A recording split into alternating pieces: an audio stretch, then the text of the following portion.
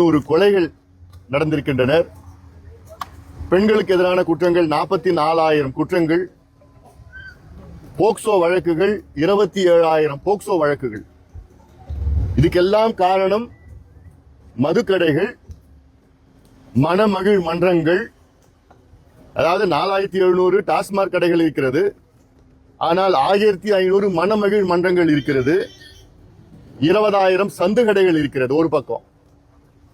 மற்றொரு பக்கம் கஞ்சா, cocaine, heroin, அபின், LSD, ஃபென்டனைல் போன்ற, மித்தைல் ஆம்பிட்டமைன் போன்ற கொடூரமான போதைப் பொருட்கள், ஊசி, மாத்திரை, மருந்து எல்லாமே தமிழ்நாட்டில் நகரத்தில் மட்டுமல்ல கிராமங்களில் கிடைத்துக் கொண்டிருக்கின்றன. இதை இன்றைய தலைமுறை அதை பயன்படுத்திக் கொண்டிருக்கின்றார்கள்.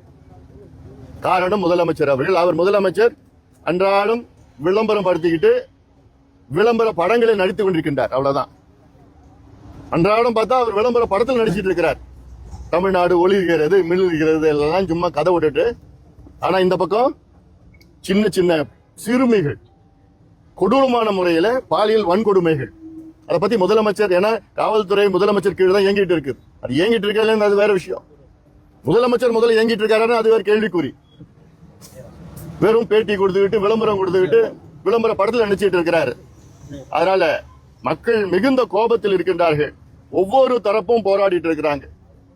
செவிலியர்கள், ஆசிரியர்கள், இணை பேராசிரியர்கள், மருத்துவர்கள், அரசு ஊழியர்கள், இருந்து சத்துணவு ஊழியர்கள், துப்புரவு பணியாளர்கள் எல்லாமே போராடிட்டு இருக்கிறாங்க. அவங்க கோரிக்கை நிறைவேற்றலன்னு.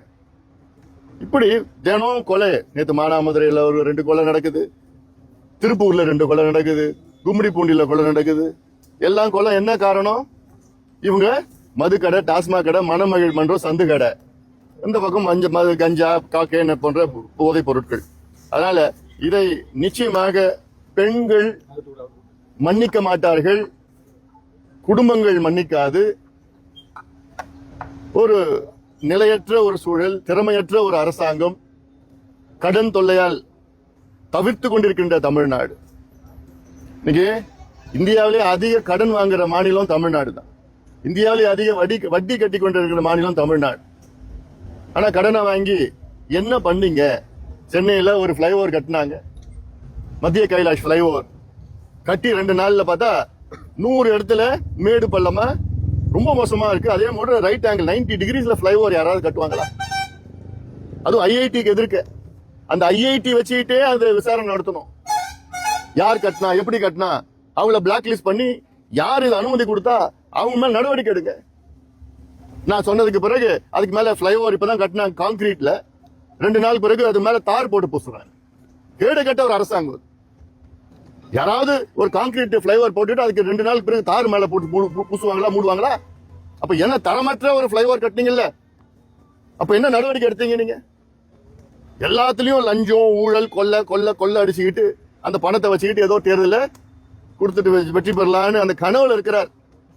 தினம் விளம்பரப்படுத்திட்டு இருக்கிறார். நிச்சயமா மக்கள் கோபத்தில் இருக்கிறாங்க. இன்னைக்கு நாங்களாம் எதுக்கு திருச்சிக்கு போயிட்டு இருக்கோம். பிரதமர் அவர்கள் வரவேற்கின்றார். மிகப்பெரிய ஒரு பொது கூட்டம் அது.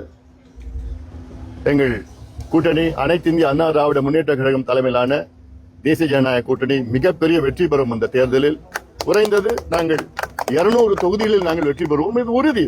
மக்கள் முடிவு செய்து விட்டார்கள். அந்த வகையில் தான் மக்களுடைய எண்ணங்கள் இருக்கிறது. அந்த கூட்டத்துக்கு நான் இப்ப சொல்கின்றேன். அதாவது அந்த ஈரான் பிரச்சனையினால இந்தியாவில் மட்டுமல்ல உலக அளவில் இந்த நிலை இருக்கிறது. ஆனாலும் வீட்டு சமையல் எரிவாயுவுக்கு எந்த பிரச்சனையும் இல்லை. வணிக எரிவாயுவுக்கு ஒரு சில பிரச்சனைகள் வந்திருக்கிறது. அதை சரி செய்து கொண்டிருக்கின்றது மத்திய அரசு. அதே வேளையிலே நாங்கள் ஆட்சிக்கு வந்தால் ஒவ்வொரு கேஸ் சிலிண்டருக்கும் 100 ரூபாய் நாங்கள் மானியம் கொடுப்போம் என்று சொன்ன திமுக என்னாச்சு? உங்களுடைய உத்தரவாதம் என்னாச்சு? உங்களுடைய பொய்யான வாக்குறுதி என்னாச்சு? இந்த நேரத்தில் கொடுக்கலாம்ல நீங்க? 100 ரூபாய் நாங்க ஆட்சிக்கு வந்தா 100 ரூபாய் ஒவ்வொரு சிலிண்டருக்கும் நாங்க மானியம் கொடுப்போம்னு சொன்னீங்களே, இந்த நேரத்தில் நீங்க கொடுங்க.